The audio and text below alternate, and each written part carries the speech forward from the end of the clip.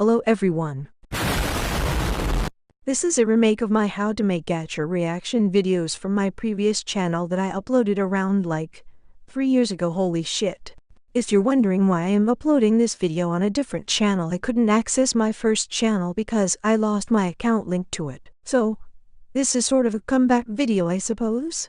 So hi, I'm Ray. I started making Gacha life reaction videos around COVID. I learned a lot of do's and don'ts when making these videos. I hope they will help you as well. I'm remaking this video to show you more tutorials rather than just saying stuff. Holy shit, the yellow font is ugly. There were also comments in that video that I didn't get the chance to answer, so let's get started with the tips and tricks. Number 1. Characters being characters. Personally, and this is just my opinion, it's fine to make the characters have romantic feelings for YN, but at least make sure they're in character. It really creates a jarring experience for your viewers. Your viewers that are so used to seeing a character being cold suddenly, which is up because they had their eyes on YN, even when they're strangers. I would recommend making their romantic reactions more discreet. Maybe some light blushing or a tiny shift of facial expression. But other than that, they wouldn't resort to full-on simps.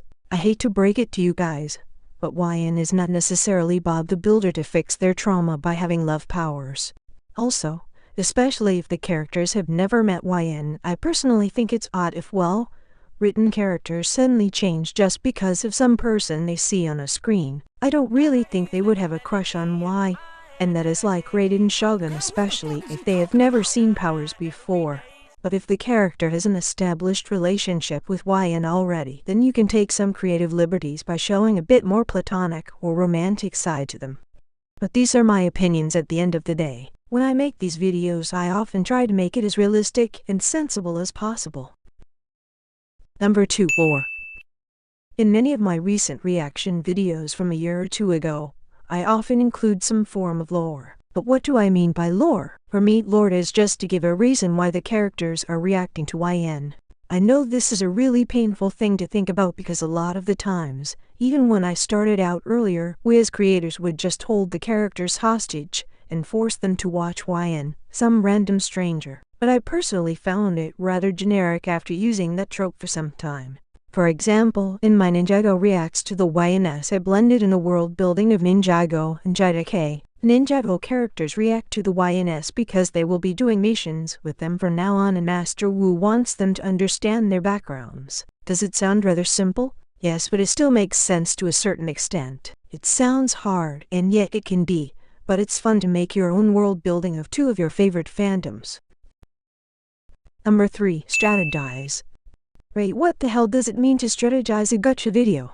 When I meant strategize, it's just a hyperbolic expression of planning your video. I consider what edits of YN should be added because since my videos had some lore, it would be really off topic if I showed them thirst traps of YN. So I would instead pick more about YN's interactions and backstory and less about them mogging. I also personally need to write a script before starting anything out, especially since I have been busy over these past few years. Scripting how your characters react to each edit not only helps you to just copy and paste the dialogue, but it saves your life when you are editing and taking screenshots. Number 4. Make them react, please. Guys, is it really a reaction video if the characters are not reacting? And yeah, I know phone storage is a pain. I am going through that as well. However, making them react to the edits with the help of your script helps a lot. Make them surprised, shocked, speak, angry, do all that while they are watching the edit, not after the edit or the end of the video. But Ray, how do I make them look shocked? Well, dear viewer, it depends on the character that is in your video. If a character is cold or stoic, they don't really need to look shocked, but they should still move their face around. If the character is the type to get shocked, you just need to make their eyes wide, change the pupils small, and play around with their mouth. Number 5. Make the characters gorgina. Guys, please make your characters cutie patootie. Use references and inspirations to make your character look like the character, but in Gacha form. If you want YN to have a harem, then make them a cute harem that they actually think are attractive. Now on to the questions people have asked. The most frequent question I recently received: how to avoid copyright. I'm going to be honest. I don't ever monetize my videos. I just make them because I want it for fun. but I did recently learn that you can try to avoid copyright by slowing the video 2x or speed it up 2x. That means your viewers would have to adjust their setting to watch it at a normal speed. Not too sure if you are guaranteed to avoid copyright. This is just what I heard some Gacha tubers use to avoid it. Where the heck do you get the videos or edits? I get all of mine on TikTok. Oh, and remember to give credits to the editors. Some are really strict with how some people use their edits. Even if the editor said they don't need credit, it's still nice to give them a shout-out for their amazing edit. Now let's move on to tutorials where I actually show you how I set up my reaction videos. Apps. I use a light motion KineMaster and CapCut. Free version for all of them. I'm too broke to buy the premium ones. Green screen. I used the green screen in my last reaction video, and ever since then, I have been using the crap out of it. I just turn the background pink or green, then import the video to KineMaster or CapCut to remove them. Hologram screen thing.